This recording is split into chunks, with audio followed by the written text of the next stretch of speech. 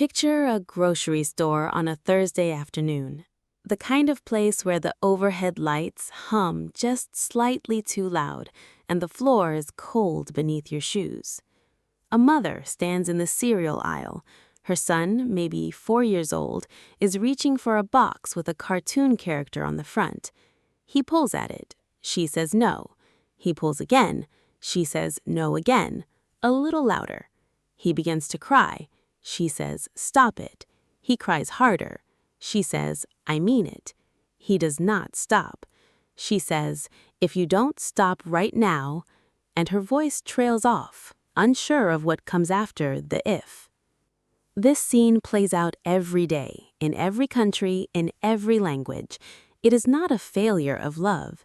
It is a failure of something quieter, something harder to name.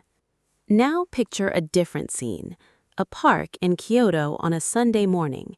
Cherry blossoms sitting on the edge of bloom. A father crouches down so that his eyes are level with his daughter's. He speaks once, gently, directly. She looks at him, nods, and comes back. He does not repeat himself. She does not test him. And somehow, in that small and quiet moment, nothing is lost between them. What is the difference between these two scenes? It is not the children. It is not love. The difference is something more foundational, something built long before the grocery store or the park ever appeared. Words lose meaning when they are poured endlessly into the air. Psychologists who study child development have long understood something most parents discover only by accident. When a child stops listening, the problem is rarely the child. It is almost always the signal.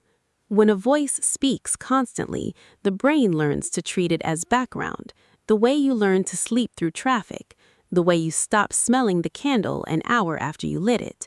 So the child who doesn't listen is often not defiant. They are a child who has been trained, gently, accidentally, through sheer repetition, to treat their parent's voice as something that does not require an immediate response. This is uncomfortable to hear, but it is also, quietly, liberating, because it means the solution is not about control, it is about how we use the instrument of our own voice. In Japanese culture, there is a belief that what is unsaid carries as much weight as what is spoken. Silence is not absence, silence is presence. And a parent who speaks carefully, who chooses their words the way a calligrapher chooses each stroke, communicates something that no amount of repeated instruction ever can. They communicate that they mean what they say. When a Japanese parent asks their child to do something, they tend to not explain at length, negotiate in real time, or add layer upon layer of warning. They speak, they wait, they trust the silence that follows. A voice that is calm and settled, not angry, not desperate, just steady, closes the door on negotiation, not harshly, just firmly, and the child feels the boundary not as a wall, but as a shape, something to orient themselves inside of. Calm authority is quieter than anger. It always has been.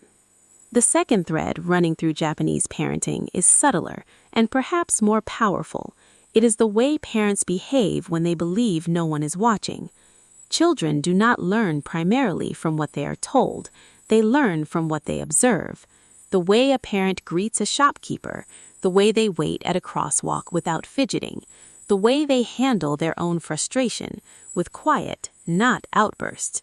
Children absorb all of this without knowing they are absorbing it, and slowly, over years, they become a mirror of what they have seen. This is why telling a child to be respectful while treating others without care produces a kind of internal confusion. The instruction and the model do not match, and when those two things do not match, the child will nearly always follow the model. Respect cannot be demanded. It can only be demonstrated, and then slowly reflected. The third thread is the one that holds the others together.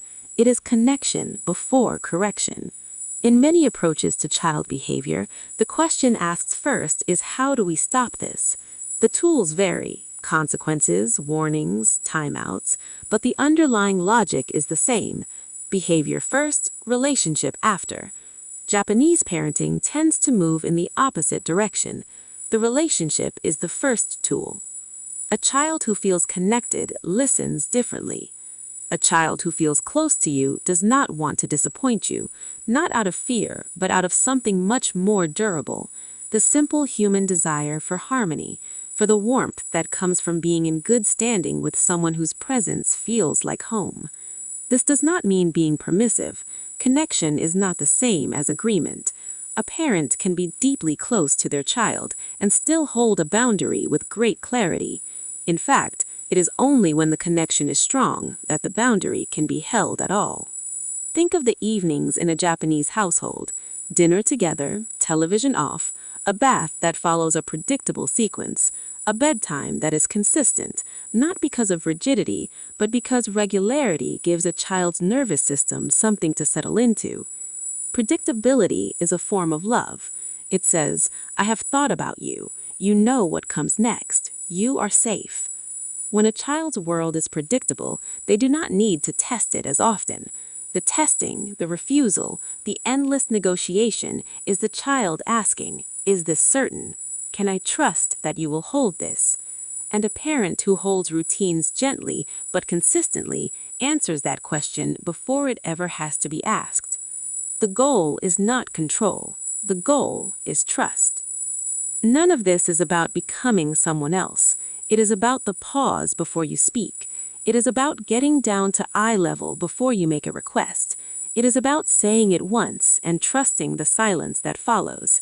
It is about behaving the way you want your child to behave, even when you're tired, even when no one is watching. You do not have to be the parent who never raises your voice. You are allowed to be tired, imperfect, and still learning. The space between the parent you are and the parent you want to be is not a place of shame. It is a place of practice. And practice, done with gentleness and intention, does something remarkable over time. It changes the air in the room. Children feel everything. They feel the quality of your attention when you put down your phone. They feel the difference between a no that is exhausted and a no that is certain. They read it all, constantly, without knowing they are reading it, and what they feel shapes who they become.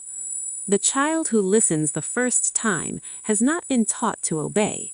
They have been given something rarer. They have been given a reason to trust, and trust is the only thing that lasts. Be patient. Be present. Trust the quiet.